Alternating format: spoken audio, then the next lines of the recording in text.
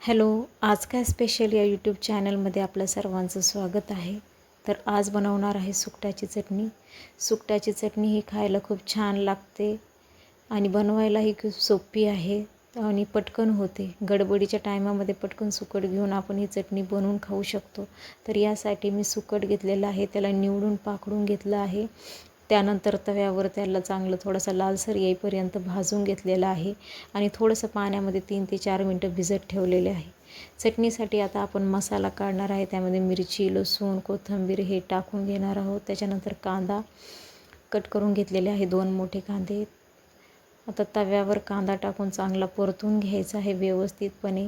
त्यानंतर आपली वाटलेली मिरचीसुद्धा यामध्ये टाकून आपण व्यवस्थित परतून घेणार आहे आणि आपलं मिरची परतल्यानंतर त्यामध्ये आपलं सुकट टाकून घेणार आहोत. त्यानंतर चवीनुसार मीठ, हळद टाकून घ्यायचं आहे.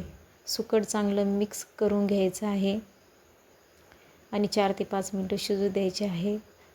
तर ही चटणी खायला अतिशय चविष्ट लागते. तुम्ही एकदा नक्की ही करून बघा. जर तुम्हाला माझे व्हिडिओ जर आवडत असेल तर माझ्या चॅनलला लाईक करा, शेअर करा, सबस्क्राईब करा. धन्यवाद.